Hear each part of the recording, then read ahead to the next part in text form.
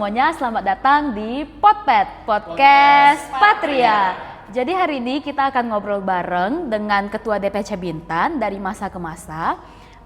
Bagi yang belum tahu, DPC Bintan ini juga masih termaksud DPC yang masih muda. Tapi seperti yang kita lihat, proker dan gebrakannya itu sudah lumayan banyak. Mungkin kita bisa masuk ke perkenalan langsung dari Ko James, sebutkan nama dan ketua masa menjabatnya tahun berapa. Oke. Halo semua, thank you for having me di podcast ini. Sebelumnya kenalin, aku James, aku jabat sebagai ketua DPC Bintan di tahun 2019 sampai 2021. Oke, halo semuanya. Perkenalkan, nama aku Sally dan aku menjabat sebagai ketua di tahun 2021 sampai 2023. Halo semuanya, kenalin aku Nimita. Aku menjabat sebagai ketua DPC Bintan di periode 2023 sampai 2025. Kali ini kita bajak potpet lagi nih, part 2. Dan dilanjutkan dengan saya sendiri, saya Felicio, Ketua DPC Bintan dari tahun 2025 sampai 2027. Setelah kita perkenalan dengan narasumber dan saya sendiri, boleh nih kita masuk ke sejarah singkat DPC Bintan. Mungkin bisa diceritakan gimana awal mulanya DPC Bintan. Mungkin Ko James boleh. Oke, sebenarnya kalau sejarah DPC Bintan lebih ke kayak sejarah singkat banget itu dulu sempat ada pelatihan leadership kali ya. Ya, waktu ketua pertama kita itu namanya The Lemon kalau nggak salah, dan diadain sama DPD ya, DPD Kepri ya. Diadain sama DPD Kepri itu di tahun 2015, bener ya? 2014-15. Sekitar 14-15 gitu deh, 2014-15. Kemudian setelah itu karena pemudanya juga makin banyak yang ikut, dan waktu The Lemon itu juga beberapa ada pemudanya gitu yang ikut, dan cukup banyak sih, bukan beberapa sih. Kemudian baru DPD Kepri itu bentuk DPC Patria Kabupaten Bintan, dan udah berganti beberapa ketua, ada 3 ketua sebelum aku, lalu lanjut ke aku, Sally, Nimita, baru sekarang ke Felis gitu. Kurang lebih kayak gitu sih. Dan DPC Bintan, benar kata Felis tadi, udah sekitar 10 tahunan gitu sampai sekarang. Mungkin dari setiap ketua pasti di periodenya pasti ada proker yang lumayan besar nih. Boleh dong ceritain apa sih proses tantangan kalian dan gimana cara kalian supaya bisa sukses gitu acaranya. Mungkin boleh dari Caya Nimita. Oke, jadi di periode aku itu 2023 sampai 2025 aku ada event YBG yang Buddhist Generation 3 yang ketiga. Itu event Dhamma-Camp di periodeku. Sebelumnya ada juga, nanti bakalan dibahas juga, dimention sama Coach James. Jadi ini tuh kita ada eventnya itu setiap pergantian satu periode gitu ya, selang-seling gitu. Jadi nanti ada Dhamma-Camp, lalu ada PBT, kita selang-seling gitu. Nah, di periodeku ini kebetulan ada YBG yang Buddhist Generation 3. Itu kita kemarin acaranya lumayan prokah yang besar karena kita 3 hari nginap di wihara, dan itu kita juga acara pertama kita ngundang DPC Bintan ini, mengundang DPC Sekepri nih. Jadi DPC Sekepri ini ngumpul di acara kita mengundang mereka. Jadi itu acara yang lumayan besar. Kemarin juga kita ada Felis juga panitia kemarin pas di periodeku. Nah, tantangannya itu mungkin kemarin aku waktu itu masih ujian ya, pas persiapannya itu kadang agak susah juga ya, bingung juga gimana membantunya. Jadi waktu awal-awal persiapan aku kurang efektif lah gitu, maksudnya kurang maksimal gitu bantuin teman-teman panitia. Jadi juga itu kan kita selama 3 hari itu, jadi banyak deh persiapan yang perlu dipikirkan. Kira-kira seperti itu sih tantangannya. Kalau dari Coach James sama Ceseli gimana? Oke, nah kalau dari aku periode 2021 sampai 2023 ya. Nah, kalau di periode aku yang terbesarnya itu adalah PBT, Patria Basic Training. Nah, Di situ sih diadakannya di akhir-akhir periode gitu sih, Juni, Juli gitu ya 2023. Nah, karena udah akhir periode, jadi sebenarnya sih anggota-anggotanya udah lumayan solid ya. Nah, jadi paling rintangannya adalah balik lagi ke komunikasi antar anggota dan aku sebagai ketua juga membantu memantau mereka. Nah, jadi menurut aku sih ya itu sih rintangannya yang terbesar ya, komunikasi. Lalu juga nah acara ini juga sebenarnya mengundang dari DPC yang lain. Nah, DPC Sekepri juga, terus ada DPD juga yang membantu mengisi di acara kita. Nah, jadi komunikasi lagi dengan DPC yang di luar anggota kita, nah itu juga sangat menantang. Apalagi waktu itu collab ya, Celia. Nah, kalau misalnya di periode aku itu acara gedenya yang Buddhist Generation Dhamma Camp. Nah, jadi memang kalau kita kan tradisi dari DPC Bintan nih kita 2 tahun sekali gitu. Kadang nanti iya benar, kita YBG dulu Dhamma Camp dulu, terus nanti kayak tahun berikutnya nanti PBT, terus berikutnya lagi baru Dhamma Camp, berikutnya mungkin mau PBT Dhamma Camp nanti di-decide sama Felis ya. Boleh. Kalau di aku kemarin YBG itu YBG yang kedua, dan uniknya di YBG itu biasanya kita bikin api unggun. Nah, kemarin Nimita juga sempet ya bikin api unggun ya.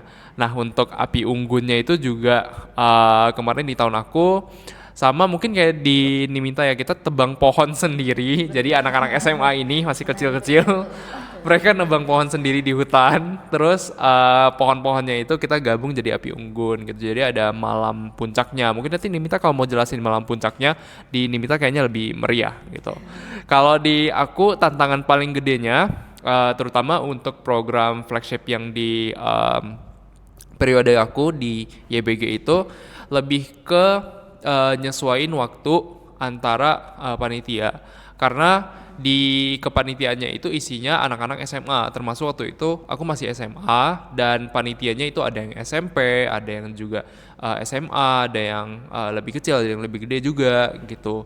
Nah, itu kan jadwalnya beda-beda ya. Biasa anak sekolah, nanti pulang sekolah ada les gitu. Belum lagi mereka full time, pulangnya udah jam berapa gitu. Terus SMP SMA nanti jadwalnya beda. Nanti waktu kita kepanitiaan kan mau ngumpul-ngumpul, mau rapat, biasa lah ya. Rapat, terus apalagi acara kalau misalnya makin deket ke hari H, pasti lembur-lembur lah ya gitu, sampai sampai lumayan malam kayak jam 9, jam 10 kan biasa anak sekolah agak dibatasi sama orang tuanya. Nah, mungkin tantangannya di situ, dan solusinya kemarin aku lebih ke oke, kita tetapin jadwalnya untuk anggota semua ngumpul itu di hari-hari tertentu. Misalnya habis SMB gitu, itu kan masih minggu pagi, jadi masih bisa ngumpul. Terus kalau misalnya untuk pengurus inti, panitia inti yang memang in charge di acaranya, nah itu waktu deket-deket hari H kita memang lebih sering ngumpul sampai sekitar jam 10, jam 9 gitu. Itu sih kurang lebih tantangannya. Jadi sebenarnya kita sama semua ya, kita itu rata-rata itu di kelas 12 menjabatnya jadi ketua kan. Nah, jadi kita sama juga, kita ada ngalamin hal seperti itu, harus ada persiapan kuliah. Nah, kebetulan kita ada persiapan masuk PTN ya, lumayan susah juga. Jadi kemarin itu aku ngebagi waktunya mungkin lebih ke pembagian tugas yang jelas ke teman-teman. Seperti yang tadi Dhamma Camp itu aku percaya teman-teman panitiaku, jadi aku berusaha membagi tugas ke teman-teman. Jadi aku tidak bebanin diriku sendiri aja. Jadi aku ngerasa kemarin itu berjalan dengan lancar karena kita sharing lah gitu. Kita bisa bagi-bagi tugas. Kita juga yang penting komunikasinya terjaga aja sih. Kemarin tuh mungkin tipsnya dari aku ya seperti itu kira-kira. Gimana kalau Ceko juga sama? Ya, kalau untuk aku sih sama sih ya. Kita juga butuh komunikasi yang bagus dan juga pembagian job desk yang rata sih. Jadi tidak terlalu membebani yang satunya dan yang lainnya juga tidak terlalu santai. Jadi sebenarnya ya job desk hanya permukaan, tapi ya sebenarnya semuanya bekerja bersama. Jadi acaranya bisa lancar, bisa sukses dan smooth aja gitu. Ya sih, komunikasi dan pembagian itu sangat penting. Benar. Gimana kalau Oke. Nah, kalau aku agak special case nih, teman-teman. Nah, kalau aku setuju banget kalau misalnya apalagi untuk bagi waktu ya. Kalau misalnya kita ada kepentingan sendiri gitu, misalnya mau tes PTN gitu, kita masing-masing ya. Bagi waktu, terus bagi kerjaan yang jelas, terus sama internal communication yang dibilang sama Nimita Sally tadi bener banget. Tapi kalau di case aku, this is a very special case karena aku kan jabatnya 19 sampai 21.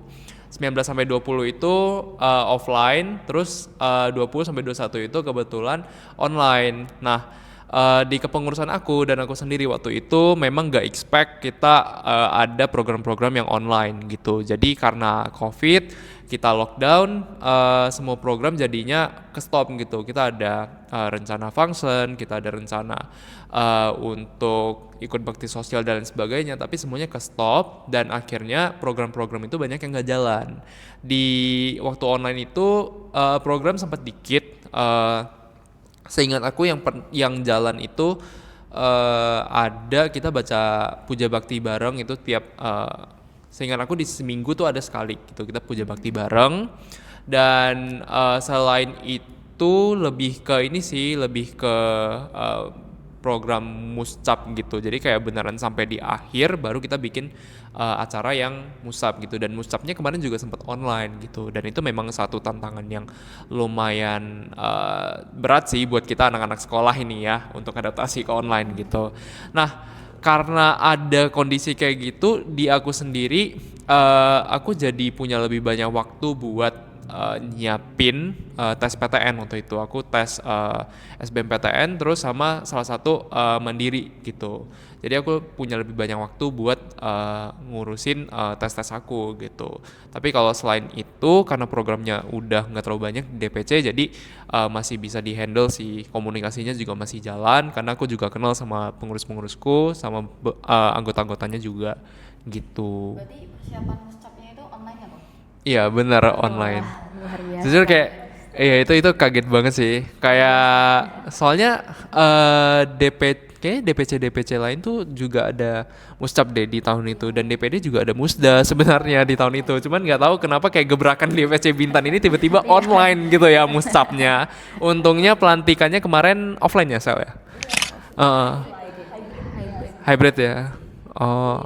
pengurus kita yang di sini terus yang tamu undangannya Online. Oh iya, kayak gitu sih masih kerasa lah gitu kalau online, beneran online semua kemarin. Jadi kayak sampai anggota-anggotanya juga pada online karena beneran waktu itu kayak lockdown dan kayaknya aku waktu itu juga lagi nggak bisa offline deh, nggak bisa ketemu gitu. Jadi memang agak susah sih, gitu deh kurang lebih.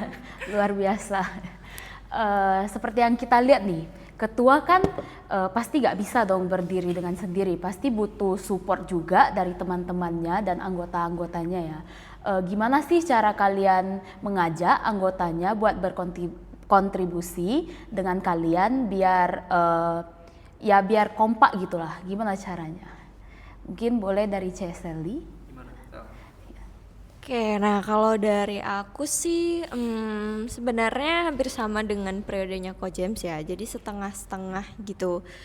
Bedanya kalau aku kan mulainya udah dari setelah COVID gitu lah ya.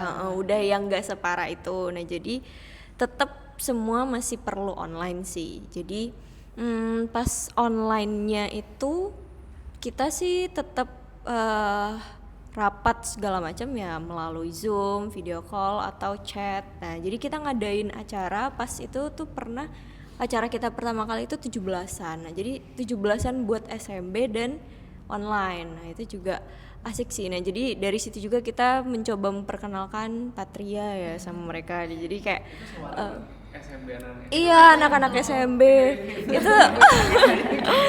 Itu kita Itu pokoknya lumayan hektik juga sih karena acara pertama dan kita masih pengurus baru ya. Jadi kayak ini kita dulu tuh kayak pakai quizzes gitu deh. Nah, jadi ya memanfaatkan aplikasi-aplikasi online yang ada aja deh gitu. Nah, tapi kalau untuk anggota-anggotanya ya karena kita masih baru, nah dari situ sih kita mulai mengajak-ngajak mereka menjadi peserta dulu, mencoba ya mengikuti SMB. Nah, masuk jadi anak-anak SMB dulu. Nah, kita coba ikutin dulu acara dari kita. Nah, terus baru dari situ pelan-pelan kita udah mulai offline. Nah, mulai offline kita baru buat acara yang secara offline. Nah, kita ajak mereka sebagai panitia jadinya. Nah, jadi memang awalnya anggota aja, nah peserta aja, mereka rasain dulu acara dari kita. Nah, baru kita ajak mereka. Ayo kita buat acara bareng-bareng. Jadi biar ada sense of tanggung jawabnya gitu. Ya, jadi kayak bisa dari POV juga kemarin kami menikmati acara kalian dari sisi ini. Nah, kan pas jadi panitia jadinya bisa diimprove lagi ya. Jadi ditingkatin juga di bagian itunya. Nah, itu sih. Dan kalau untuk biar ngajak lebih aktif lagi sih, nah kami kan anak SMA dan SMP ya. Nah, itu kan jenjangnya udah agak beda nih antara SMA dan SMP. Nah, paling sih kalau dari aku coba kita berbaur dengan mereka gitu. Jadi aku sebagai ketua juga coba main sama mereka. Nah, jadi kita bisa tahu kan mereka nih trennya lagi ngapain sih gitu. Nah, jadi kita ikutin trennya. Terus coba ajak salah satu dari mereka coba menjadi panitia. Nah, kalau misalnya salah satunya udah jadi panitia, pasti kadang ngajak kan temen-temennya buat jadi peserta. Ayo dong ikut acara aku, dukung aku gitu. Nah, gitu sih cara dari aku. Coba kalau dari Nimita atau Ko James ada? Dari aku dulu deh. Boleh ya? Oke.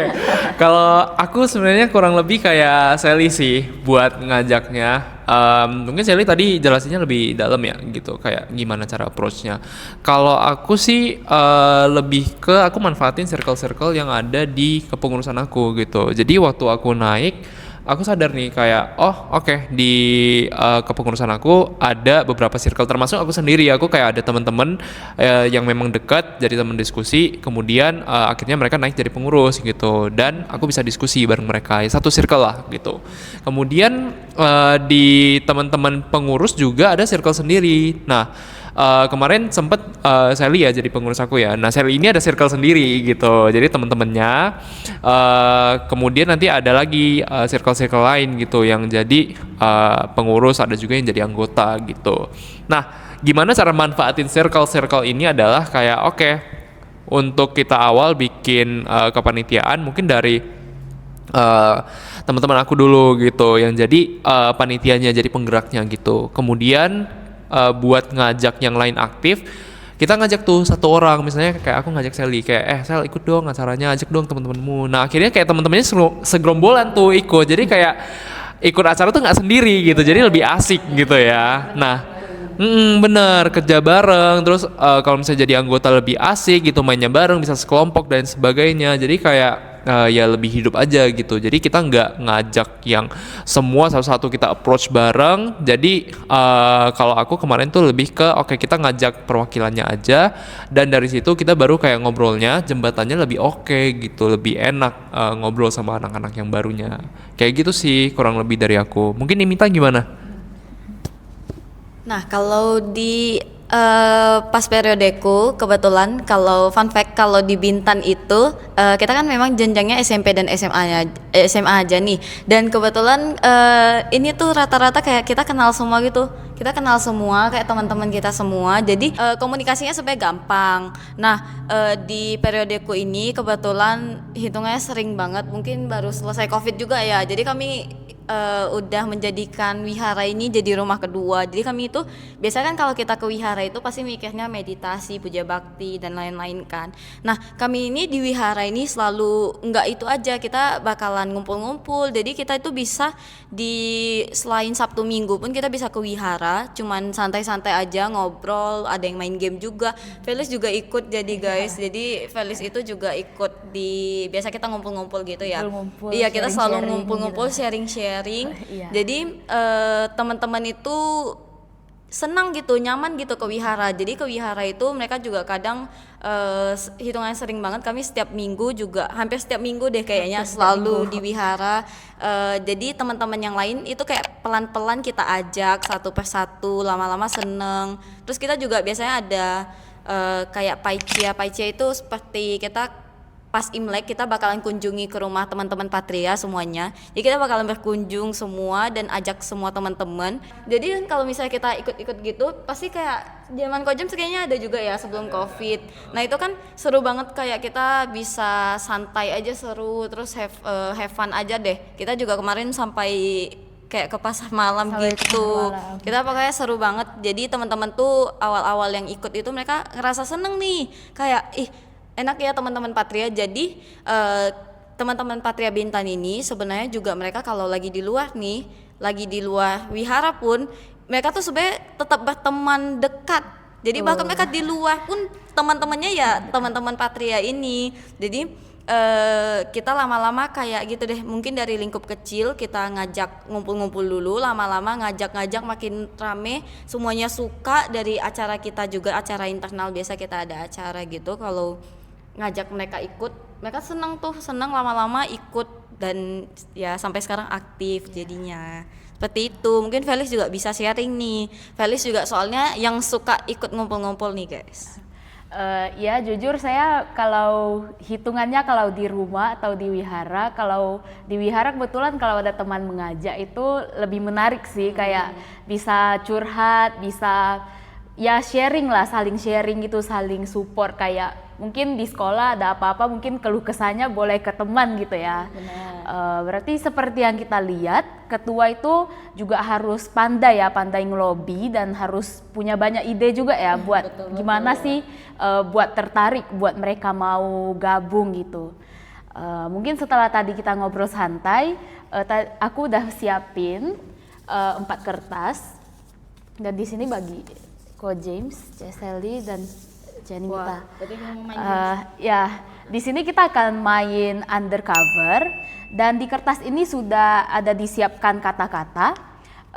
Cara mainnya itu nanti kita harus mendeskripsikan kata-kata ini. Terus nanti kita bisa saling voting siapa itu yang spy-nya. Kalau misalnya dia beneran spy bakal dieliminasi, kalau tidak dia bisa ikut 2 ronde lagi ke depannya. Mungkin kita mulai saja. Apa kita Om Pimpa ya? Untuk mulai deskripsi. Iya, buat siapa dulu? Om Pimpa ya. Cara yang paling gampang. Ya. Ya, lebih paling. Iya. Oh, Chanimita. Oke. Kita bertiga lagi. Ceseli, berarti gini aja ya. Dari Ceseli lanjut ke Ko James. Coba Kita bisa buka. Boleh.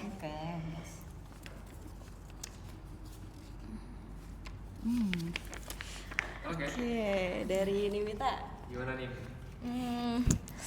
Luas. Luas. Kita satu kata aja ya. Ya. Ya, oke. Bintan. Bintan. Ya. Oke. Bertingkat. Bertingkat. Collab. Oke. Udah ketahuan belum? Siapa? Dan bertingkat. Kayaknya belum sih. Kayak belum. Sekali lagi kali ya. Oke, sekali oke, lagi. oke. Oke. Gimana Nimita?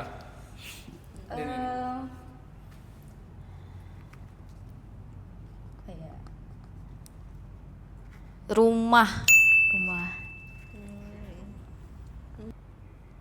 Pelatihan. Latihan. Oke. Ko James. Aku Pilar Asoka. Ya, Asoka boleh. Jauh. Oke. Jauh. Oke. Kita boleh voting nih. Voting. Sepertinya boleh. Oke. Yuk. 1, kita nunjuk ya. Nunjuk. Tunjuk. 1, 2, 3. Ya udah, berarti aku membacakan jawaban yang ada di sini ya. Iya. Iya kan biar tahu Iya, supaya iya, iya. kan. Udah yang di sini tuh VGV. Ya, Ya berarti Jenny Mita. Mita. Berarti ini gimana? Jawabanku. Ini kita yang menang. Oh iya, jawabanku itu VGBM. Oh, Iya, spy-nya yang Bilangnya Pusdiklat. kukira satu Oh. PDS loh. Iya, aku juga mikirnya gitu. Aku juga. Satunya Aku mikir VDS. buku itu, aku kira aku bilang VGBM. Oh my god. Oke. Oke. Oke. Berarti VGV itu wihara di Pinang guys. Dan VGBM ini wihara di Batam. Wihara Graha Buddha Manggala. sesama Kepri lah ya. Ini wihara Kepri dan kita sekarang di Wihara Dharma Santi. Baik, setelah kita ngobrol santai dan sudah main games tadi, tak lupa juga terima kasih kepada Ko James, Ceseli, Cenimita yang sudah meluangkan waktunya untuk hadir di podcast kali ini. Semoga di podcast kali ini ceritanya dapat menjadi inspirasi ya bagi kita semua. Mungkin segitu saja. Sampai jumpa di episode berikutnya. Bye.